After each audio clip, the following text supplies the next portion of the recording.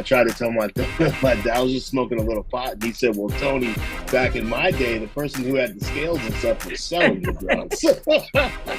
All of those things that they told me about myself are false because like if I'm as smart as I think I am, I should be able to outsmart this disease. And I think that's where family members get tripped up too, because they think, oh, if you just stop using, if you just stop using. Hey, what's going on, guys? This is Ask the Addict. This is a podcast that is geared towards family members who have people struggling with addiction, whether it's alcohol or drugs. And I am a person in recovery myself.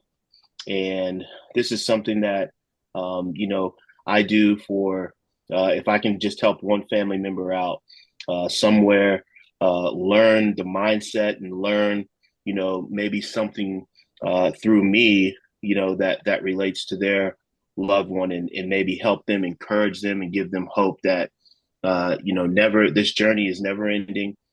This journey is a long journey, but this journey is a worth it journey because your loved one has all the hope in the world as long as they're still living and breathing, that they too can recover from alcohol and drug addiction. My journey was 20 years of alcohol, drugs, prisons, jails, major consequences in my life. And I now stand on the other side. And I really could not have done it without the help of my family and their support as they, continued their education on how to best support their loved one, but not enable them. So this is just something that, I enjoy doing and something that I hope is informative to those who have people who struggle. And if I can help just one family out, like I say, that's my goal. And that's my why of why I'm here.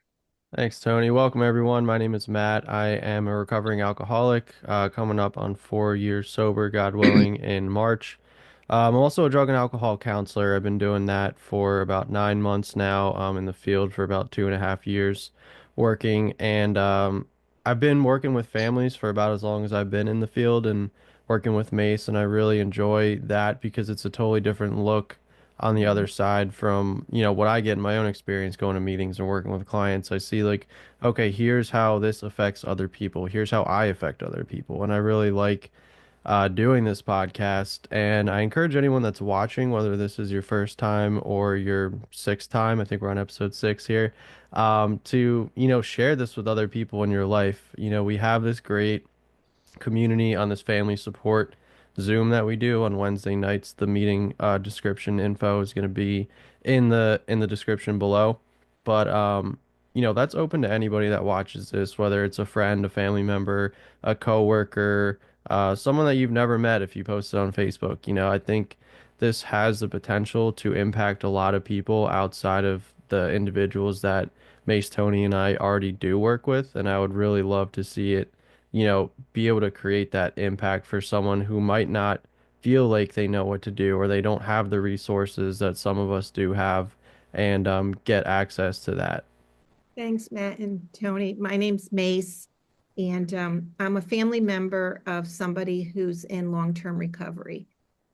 So I know from a family member's perspective that it can feel like a journey that you're walking alone. And so my hope and goal for this is always just like what you said, Tony, just to give one family, if there's just one family member watching and struggling, number one, that you are not alone and that there are a lot of supports and resources out there to support you. And this is just one of many. And what makes this so unique is just Tony and Matt's vulnerability and transparency to help us as family members to just from a different angle see what someone who's struggling with an addiction is going through or has gone through and how we as family members can help them because this creates a lot of stress and worry and anger. And we want to be a help that helps and not a help that hurts. And sometimes unintentionally, we end up being a help that hurts. So we're just going to go ahead and jump in. And the format that we use is, I'm going to ask these two gentlemen some questions, but also, the both of you can ask questions too. Any awareness and understanding that we can bring to this disease, I think is a win for everyone. So one of the goals, Matt, that you've talked about, and I was thinking a lot about this since the last time we were on together, was, one of the things that keeps people from getting help, whether it's family members or whether it's the person struggling with an addiction, is the stigma that surrounds this disease. And there are a lot of stigmas and myths out there.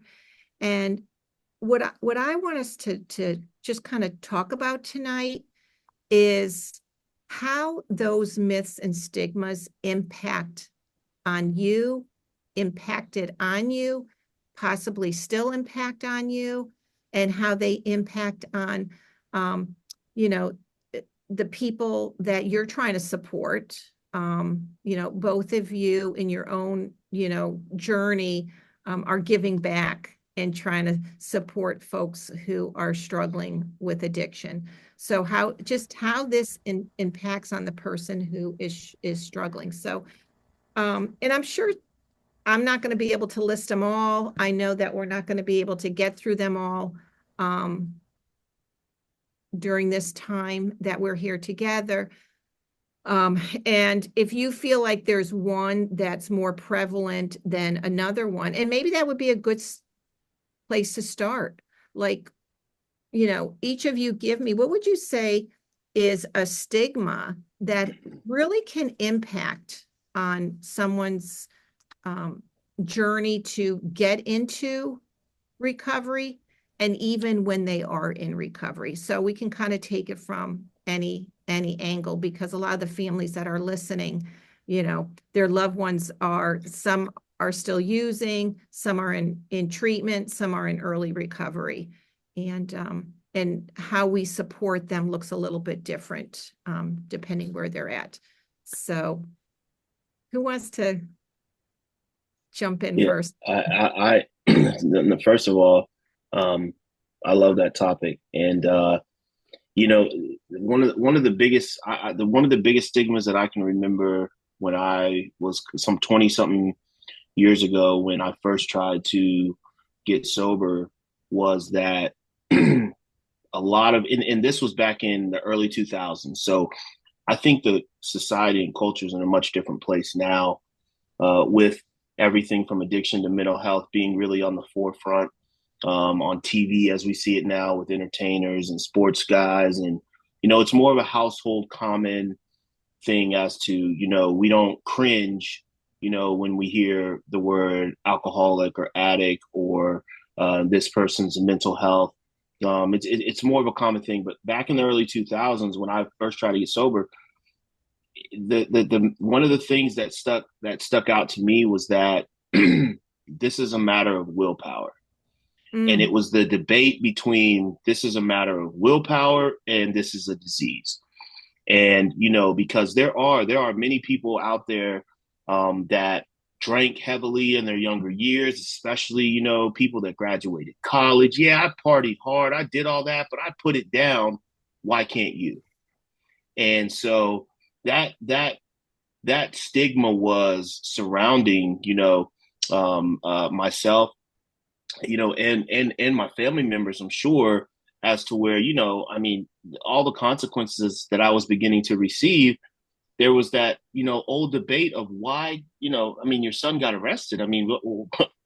He can't stop. And what that did for me was it made, number one, it alienated me from thinking that I just wasn't strong enough. And this was really before I met the rooms of Alcoholics Anonymous and found out that, there were so many people like me.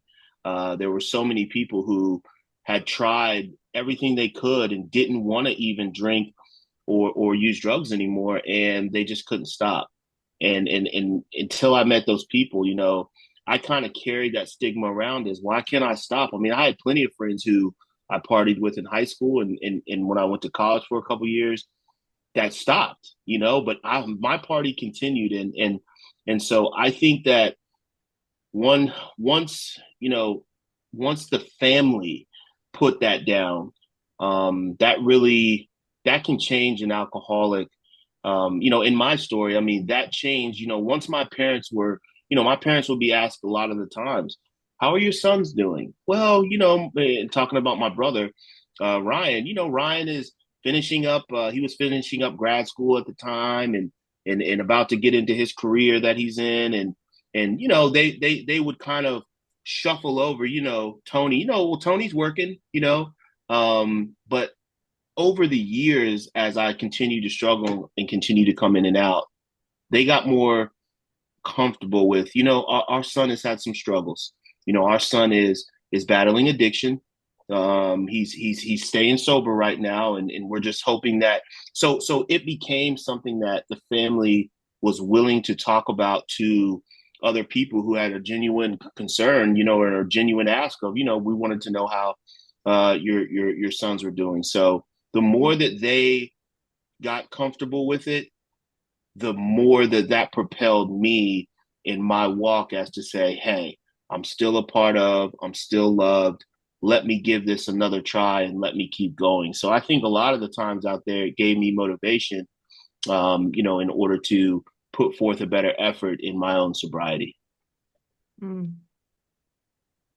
Uh, so I've had a couple people ask me if we prepare this podcast in advance or talk about our answers or script anything out. And no, it's completely off the cuff, which is what I like, except for this particular instance where Tony stole my exact answer. Um, so yeah, I was gonna say the willpower, or the feeling that I'm weak, because I remember throughout my addiction, I was someone that grew up always being told how smart I am and capable, you could do whatever you want, yada yada, everything that every parent tells all their kids. Um, and when I'm stuck in the throes of addiction, it's man, I either all of those things that they told me about myself are false, or I'm just like a loser or something, because like if I'm as smart as I think I am, I should be able to outsmart this disease. Or no, I didn't even realize it was a disease, to be honest, at the time, but I should be able to outthink my way out of a 12 pack of Bud Light. I should be able to sober up and go to work tomorrow. I should be able to do XYZ. So yeah, it was a real kind of self-deprecating feeling of like, wow, I am losing a battle to some dark recess of my own mind and like a substance in a can right now. And I think that also translates to the families where it's like, kind of like Tony was saying, hey, we don't want to talk necessarily about what our kids going through because that can be seen as a reflection of us and our parenting style. Um, Now we talk about the stuff in Al-Anon, which is, three C's, you didn't cause it, which in the spirit of transparency here, there are some parents that aren't good parents out there that have probably contributed to their kids' disease, but I don't think that it's anyone actually watching this podcast.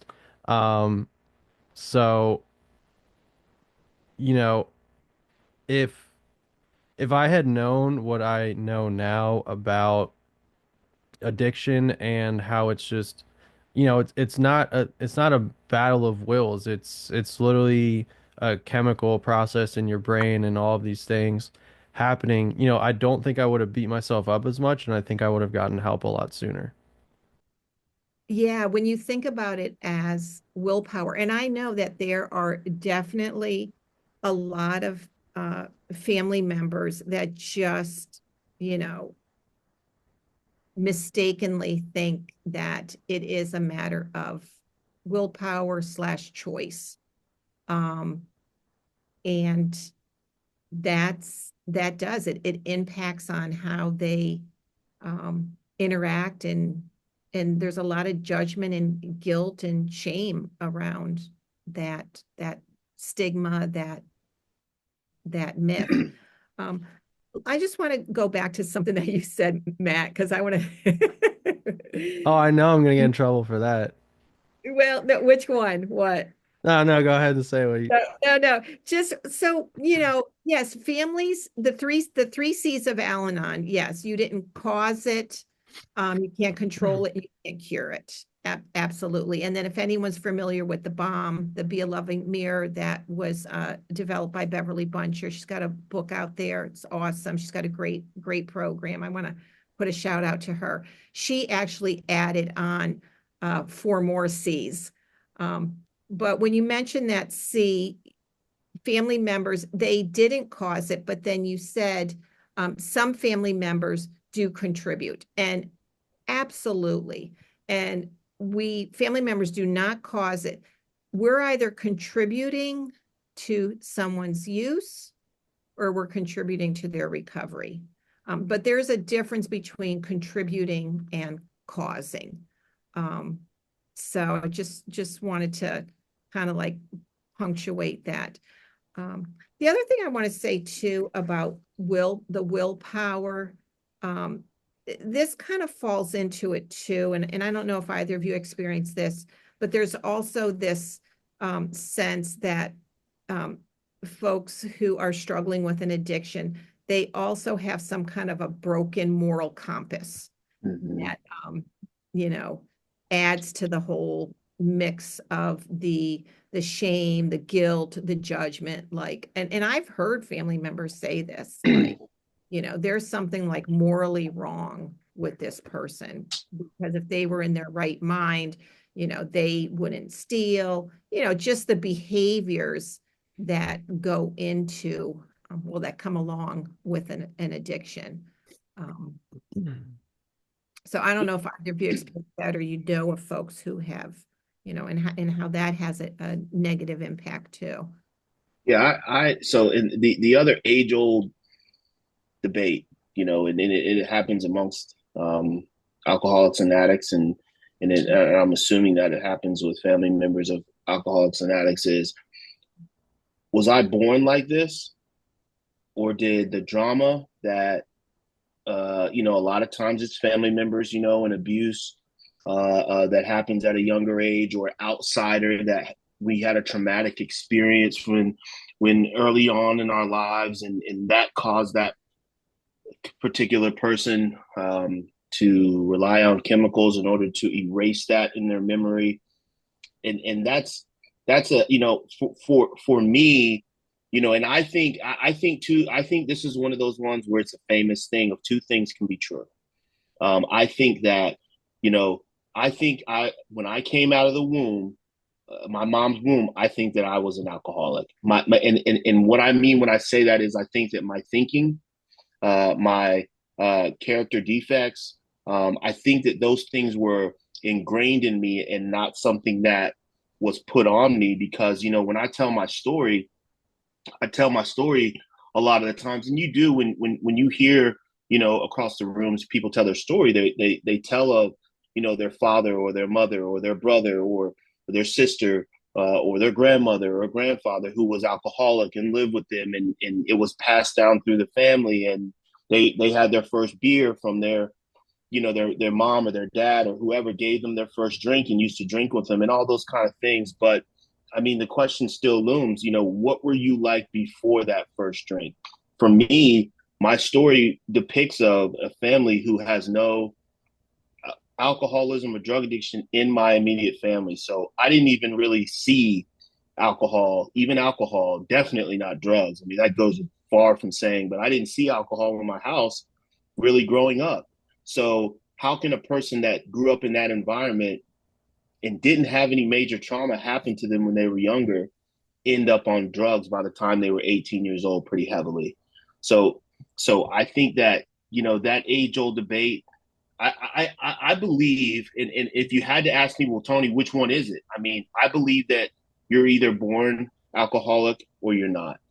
Now, I do believe that trauma early on in childhood, whatever might happen, can fast forward that and move your addiction into a higher rate at a younger age. So, and I say that meaning, you start using heroin and harder drugs maybe younger in order to combat that trauma. So I think that it can accelerate that, but I think that you were an alcoholic or an addict before that. And you kind of either are or you're not. Me and my brother grew up in the exact same household with the exact same parents, and he's never touched a cigarette, let alone heroin, cocaine, alcohol, and something like that. So, we're kind of an example of you either kind of are or you're not. And it's the Alcoholics Anonymous book uses the thing, if your child had cancer, how are you going to treat them? I mean, you didn't put the cancer in their body. And I'm more of a believer of the same stigma holds true, is that, my brain was like this when I was born, and it's nobody's fault. It's not mom's fault, dad's fault. It just is. Now the question is, what are we going to do about it? And thank God that there's a solution out there. And the solution that I've come to find, in my experience, is the 12 steps of Alcoholics Anonymous. Yeah, I think you said we have no moral compass, which I don't think is true. I think have you guys ever seen Lord of the Rings? Mm-hmm. I have not. You I've know, heard of it though. so Uh-huh. Frodo, this character in the beginning, great guy, great morals, really good friend, gets this ring of power that is essentially controlled by this evil guy. And throughout the film series or the books, it slowly corrupts him until he starts turning on his friends. He's, making questionable decisions, yada yada. And eventually they, spoiler alert, destroy the ring, and then he becomes a good person again. And that's kind of like what drugs and alcohol do. You start off as a good person, quote unquote, with morals, and you kind of follow that moral compass.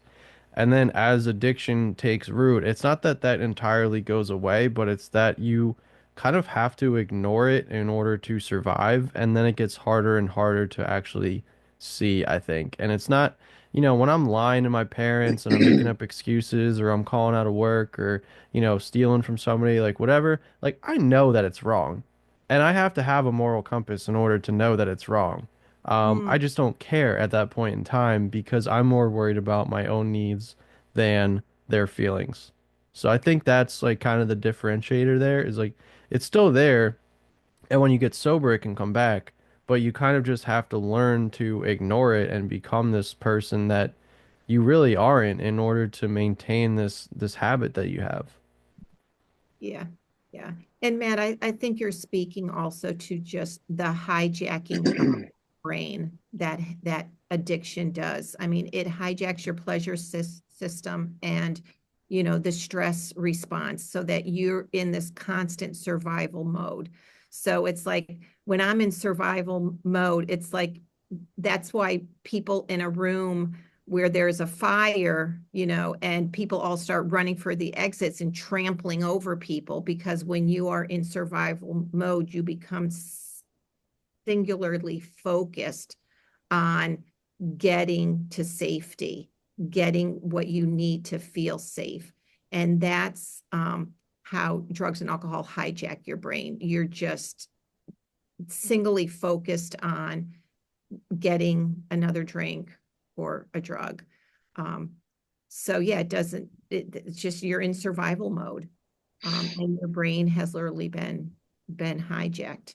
Um, I just want to say this also. I think why this discussion is really important too. And again, whether folks, want to say somebody has, this broken moral compass, or it's a matter of willpower, um, or it's a disease. And I do believe that there's enough research out there, um, that it is a disease. I mean, and folks can do their own research on it. But what's important about all of that is that as you educate yourselves around, and I really want to encourage family members out there to really, there's so many resources and information out there. We've come a long way from, just say no, those just say no campaigns, to just really educate yourself, because understanding, my hope and prayer is that that understanding brings empathy to the person who's struggling in front of you. And I know when it's closer to home and, you know, you're worried, sick, and you just want, we're kind of, family members are like in survival mode too, because we're worried sick about our loved one and we just want them to stop, whether it's just to stop, don't die, or so that they don't end up in jail, so they don't get fired from their job, they don't get kicked out of school, like, you know, they don't get in a car and kill somebody. Like we're in survival mode also for our loved one. And we become very singularly focused on that also. And so, yeah, educating ourselves really can help us take a step back and bring some real empathy to the struggle that somebody is going through. But there's definitely is a hijacking of the brain. And Tony, just what I want to say also, if it's okay, we just want to comment on, I do think that biology, you know, has something to do with it, but I also think environment has something to do with it. I think also a person's body tolerance, you know, for my, you know, I can take, you know, how my body metabolizes also. So your body might metabolize drinking differently than your brother's. Do you know what I'm saying? So there's like a lot Yes. of factors. You What is know, that called? It's like, is it epi? We were just talking about the difference between counseling and social work, and here's the clear differences. I don't know my biology, but okay. is it epigenetics, which is genetics that are passed down from generation to generate, like where a trait can change in a person and then get passed down to the next generation? Yeah, I don't know the technical term I for it. I I'm gonna roll with that, which, for example, like if Tony wasn't born an addict but then became an addict, he has now changed his genetics to the point that if he were to have a kid, that addiction, gene would be passed down to them. So it's absolutely an inheritable thing, but I think, you know, the trauma that we go through or the life experiences and the whatever else comes to play there certainly can either like bring that to the surface or create it in someone that didn't have it in the first place. Yeah. And just how our personalities, how we respond to things. I mean, I could be bullied and be like, "Oh my God, that kid's is a bully," and I feel bad for them and move on. Somebody else could be bullied and really take it to heart and like really struggle with it and just decide they're going to do something to numb the pain from feeling less than and feeling bad. So some of it is just our personality trait. There's so many factors to this that it's hard to say just one thing. But definitely there's a lot of different factors that contribute to somebody developing an addiction. But we do know that your brain gets hijacked and the thinking part of your brain kind of gets shut down. And there's got to be some rewiring that goes on. And that's the beauty of the brain. It heals and you can rewire it, but it takes a lot of time and a lot of consistency. And I can't remember where I heard this, but you can't unlearn something. You can't unlearn how to ride a bike. Okay. If I've learned to deal with stress, pain, anxiety, depression through using drugs or drinking, I'm not going to unlearn that. But I can learn a new way. I can add new behaviors to help me develop a different pathway in my brain to when I get stressed, not to turn to drugs or alcohol. So it's more about addition than subtraction. And I think that's where family members get tripped up too, because they think, oh, if you just stop using, if you just stop using, if you just stop using. And it's not just stop using, but I got to learn a new way of being and coping and existing. And that's addition. I gotta learn some new things. So how about this one? Are you okay if we move on to another one? I hope that Yeah. help families to just kind of have some understanding and empathy for the person that's struggling. What do you think about this one? And that, because a lot of families feel this way, that you have to hit rock bottom before getting help. I know there's a lot of different thoughts about that out there, so curious to know. Matt, I'll let you go first this time. So I would say yes, but um, I think you can get help whether you want it or not. Like if you're forced into going to treatment for, through some sort of, hey, we're gonna kick you out unless you go to rehab. All right, cool, I'll go to rehab. But whether I want to stay sober and actually take it seriously probably requires some sort of rock bottom. And going back to what you were saying before, it's just, I can experience bullying and be totally fine. Tony experiences it and his world is shattered. Rock bottom looks different for everyone. My rock bottom, to be frank, is probably one of Tony's best days. Like Tony's been through a lot That more was a stuff good in day his right there, man.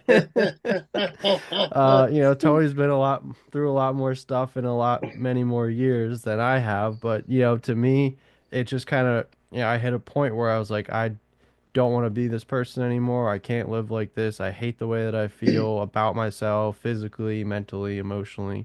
Um, and it just kind of happened to line up for me at the right time that I had people in my life, that, my parents that cared about me and were able to help me.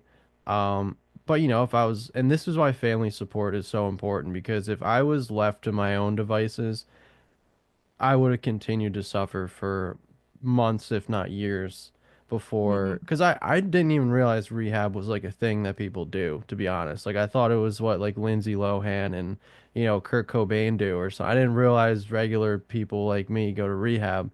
Um, so luckily I had people that were there to like investigate that. Um, so yeah, like somewhere along the way, it just kind of got enough is enough, and other people helped me come to that conclusion too. Like I went to rehab, realizing that I wanted to make a change, but in my early days there, I don't think that I really understood the gravity of it. Mm. I bet you if I asked people that saw me in the first couple weeks of rehab, I'd be like, yeah, I'll get out of here. I'm clean now. Give it 60 days and I'll start drinking again like a normal person. Like it'll be fine because that's how I thought that it worked at the time. But it's through listening to other people's stories and saying, yeah, I had 5 years sober. I went out for a drink, or I had my cousin's wedding and I drank the champagne, and all of a sudden I went on a 2-year run again. Mm. That's what made me realize like, oh wow, this is something that like I actually have to take seriously this time, because, you know, if not, I'm gonna be right back where I was and probably worse based on, what everyone else is saying. Matt, do you feel like, and Tony, this is for you too to answer, like that until someone hits their rock bottom, which rock bottom, like you said, can look different for different people, but until they hit that rock bottom, um, that they're not going to want to get help. I, so in from my experience, the number one, I do believe that that's true. I mean, I believe that, and what Matt hit something that's very important for people to understand is that my rock bottom and Matt's rock bottom are two totally different things. So, you know, families have to understand that it's different for everybody. But here's the hope. The hope comes in. So I'll give you an example straight from my past. Is so there were three of us when I was in Virginia and I was first getting sober. There was three guys. We were all really good friends, and one was named Mike, one was named Mark. And me and Mike had similar stories. When I say similar, that means that we were in our early 20s. We were trying to get sober, but we had done hard drugs for several years by then. And I think we were probably 23, 24, 25, something like that. And Mark, came in the program, and we all came in around the same time. Now, Mark, I believe, if my history serves me right, he had got a DUI. Okay. And he drank a little bit heavily, like many normal college students did. The long story short is that Mark wasn't shooting heroin in his arm, and he wasn't doing cocaine every day and smoking crack. So the bottom that he had was not in society's view, or in many people's view, as bad as what living. I remember Mike used to say how he lived, how he would live under the subway, and how he, what I'm saying, got kicked out of his house, and how he was homeless, and I had been through homelessness already, so on and so forth. So the hope is that when your loved one comes into the rooms, now I do believe that some bottom has to be reached in order for them to just make an initial, okay, mom, I'll try this thing, or okay, to your loved, whoever it is, I'll try AA, or I'll try it, I'll give it a try. Like, some major consequence has to happen for the try to happen. But once the try happens and they get into the meeting and they go to a meeting, the hope is that, and this is the difference between a smart person and a wise person. A smart person can touch the stove and burn their hand and never touch it again. The wise person can watch the other person touch it and see them burn their hand and never touch the stove. And so that's what happens in the rooms when you're young, and when you come in, you hear these people with these horrific stories, some more horrific than others, but you hear somebody that's been through, and that hasn't happened to me yet. I'm never going to be homeless, or I'm never going to go through that, or I'm never going to get, you know what I mean? And you start, and that person can say, wow, I never want that to be me, and they never have to go through it. And that makes a huge difference of, a person who, that's the whole point of going, when you're young and trying to get this at an early age, is that you hear a story and it clicks in your brain. I don't ever want that to be me. But that initial, for me, in my experience, that consequence, mine was arrest. And that's what kind of woke the family up to the fact, I think there's a more severe problem here. And even for me, I was just like, I got to try to do something different, because I don't want to go back to jail, and I don't want to spend my life in prison. Yeah, I mean, addiction is really kind of a one-way street, and that's down. So rock bottom is kind of just whatever floor you choose to get off on, because there's always going to be a deeper rock bottom than that. So in that sense, like, yeah, it's rock bottom, but it's also not the rock bottom, I guess. Um, and yeah, I totally agree with what Tony said.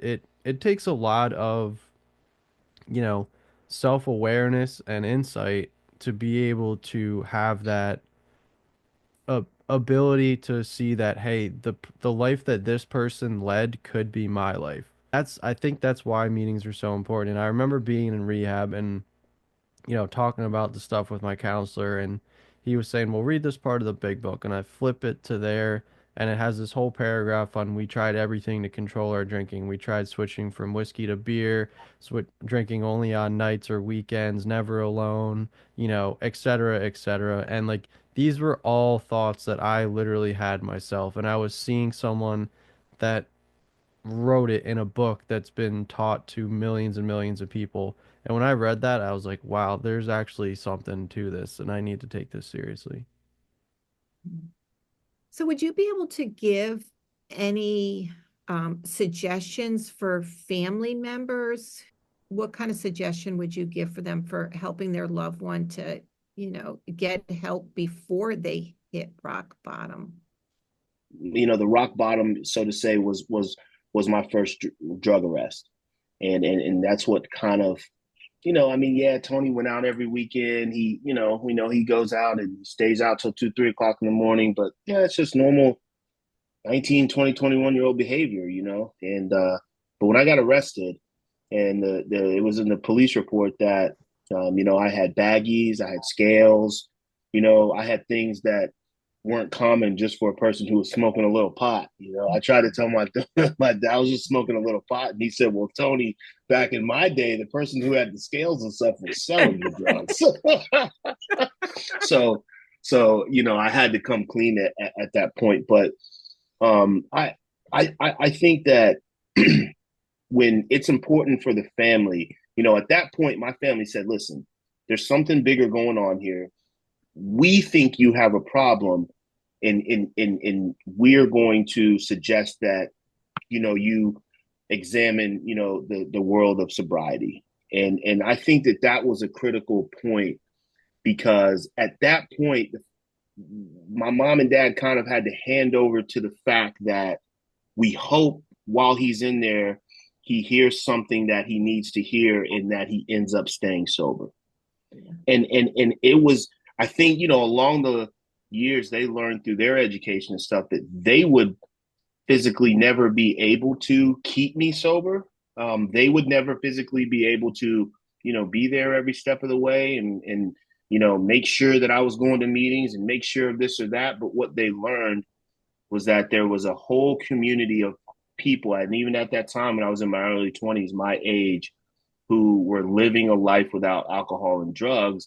And the hope was that he hears something in there. He takes the suggestions of the program, and his life, begins to change as he doesn't use alcohol and drugs, for that matter. So Yeah, yeah.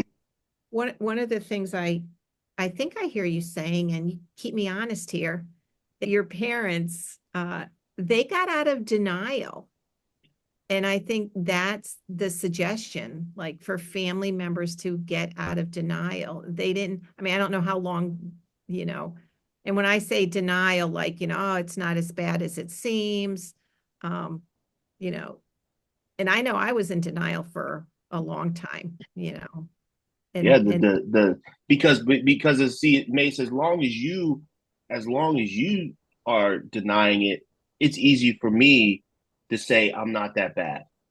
yeah, See, if yeah, you're not willing to talk about it around friends, family members, close coworkers that you might consider family, then I'm just like, man, I just went out a couple of times. I don't really have a problem.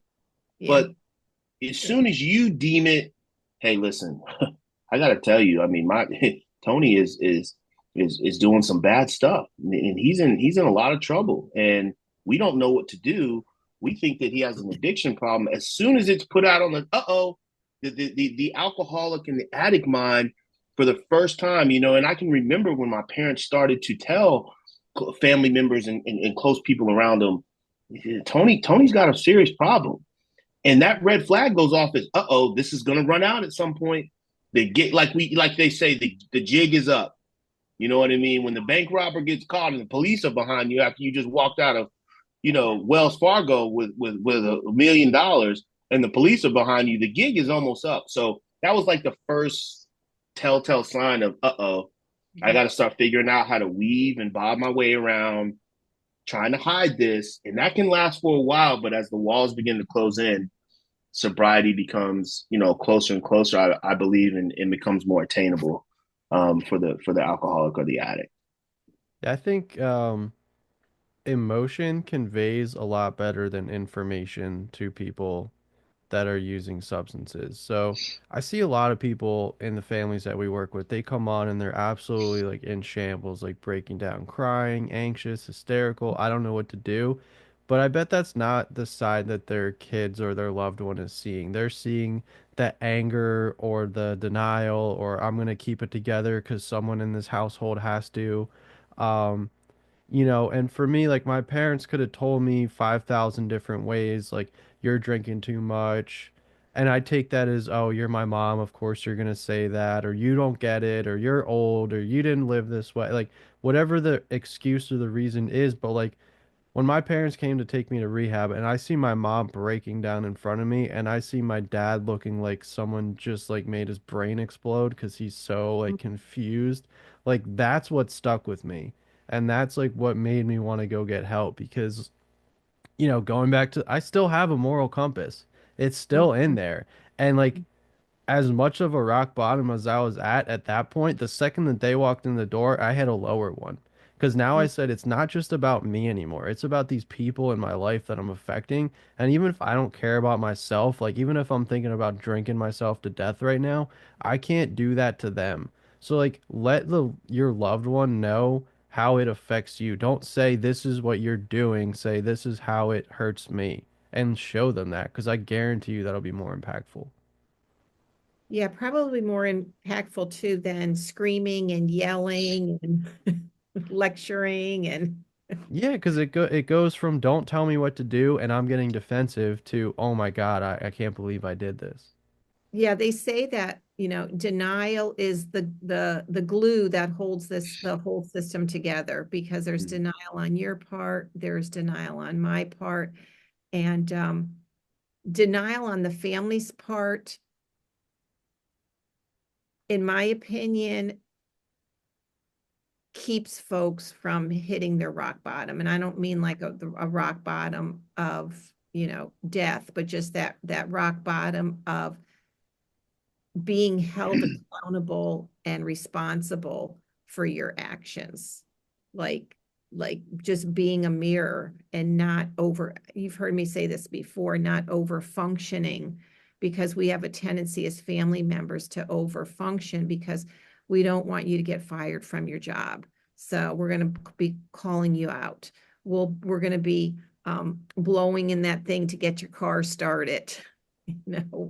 There's a lot of things that we're going to be doing um, to keep you from facing any consequences, um, because part of that is just we're in denial. I use the analogy. Family members a lot of the times are they're laying over the hole that I need to fall in for my pathway to freedom.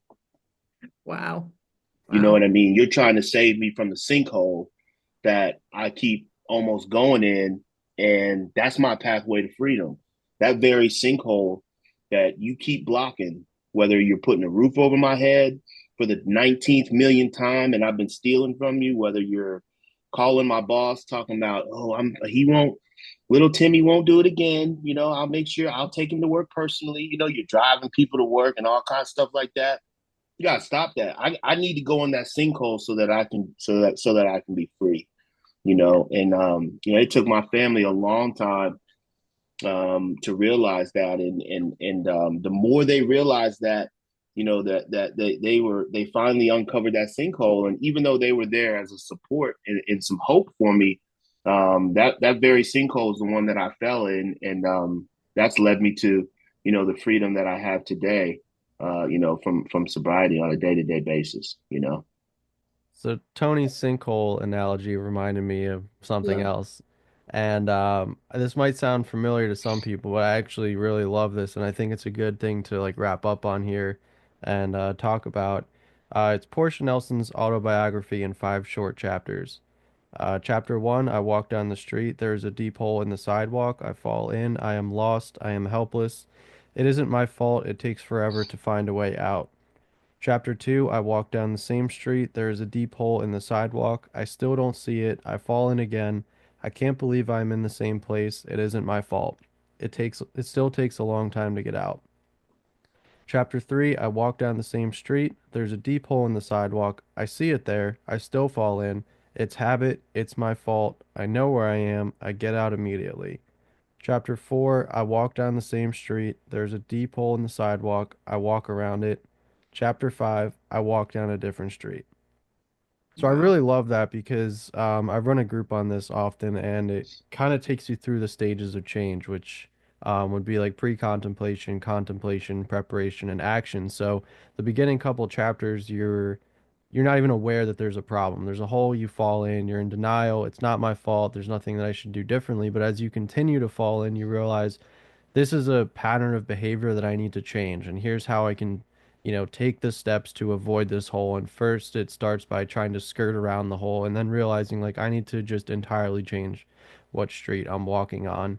And I just think it's such a great, analogy for addiction because that's, hey, how many times do I have to fall in this hole before I realize that like something has to be different, man. I don't want to be in this hole anymore. And I think, Matt, it applies for family members too. And a lot of family members, don't feel that, they need to be in their recovery because and that's another myth. And I'm going to tie it back to what you just read because we think, hey, it's your problem. It's not my problem. I don't need to fix myself. You need to, fix yourself.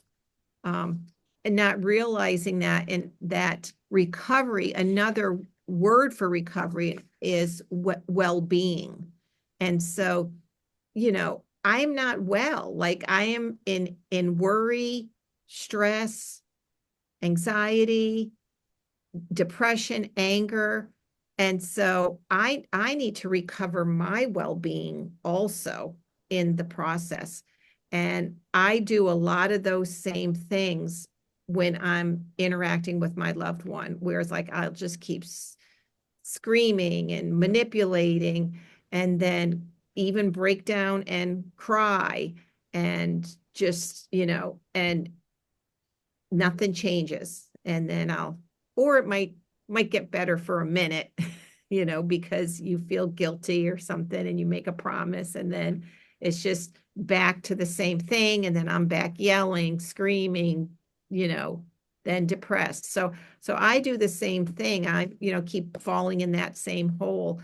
And again, it's one of the reasons why we're doing this podcast, because we want family members to be able to just go down a different road. And communication, being that loving mirror where there's love and understanding, and I'm a help that helps, not a help that hurts. And I think tonight we talked about a help that helps is understanding that addiction is a disease, understanding that somebody doesn't have to hit a rock bottom of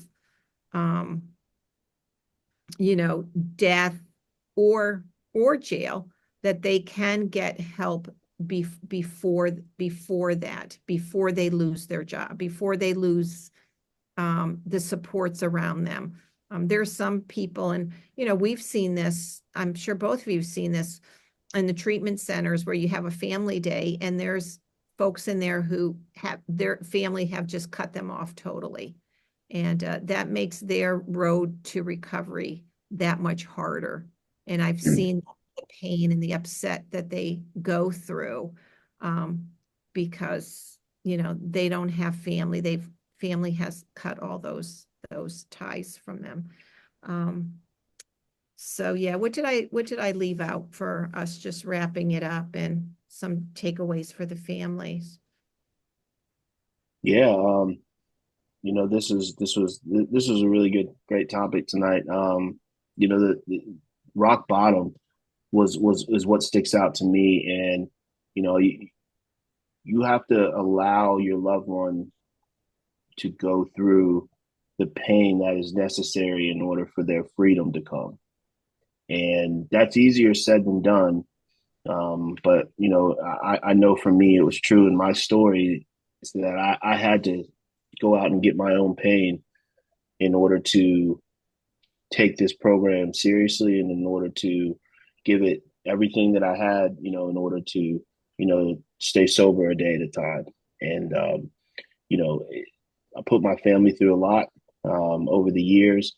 But I can't tell you the feeling of once I did finally accumulate some years, I can't tell you how it feels to have loved ones, those very same ones who, you put through everything there with you on your journey. It just encourages me and it pushes me, in order to go further and stay sober another day. You know what I mean? So, as long, when I love that story, Matt, that the book that you just read out of, the sinkhole is part of life. The sinkhole is the consequences, the trials, and the tribulations that we go through and that we put our families through. What we're trying to do, but here's the thing: that sinkhole is saving me from the cliff that's behind it. See, if you added a cliff in a cliff of a million-mile drop off, and that's death. As long as your loved one is still living and breathing, there's a lot of hope that they're going to get this thing we call sobriety. So, what, we never give up, we never let in, and we just try to get a little better than we were yesterday. Yeah. Yeah. If we get into this mindset that I can't handle this, and I know family members can get there quickly, like, I can't handle this. We're here to say you can handle it. People recover. And they recover a lot faster when they have families who are out of denial and are there to support them and be a loving mirror, to just reflect back to them that, your actions have consequences, and not to overfunction for people. Just let them face their consequences. But they can handle it. Don't prevent them from falling in the hole, but you can be there to offer a hand when they need to get out of the hole. Yeah. Yeah. Without jumping into the hole with them. Then you got two people in a hole. Exactly. And then it's twice as hard to get them out. Yeah. Yeah. All right. I'll see y'all next time.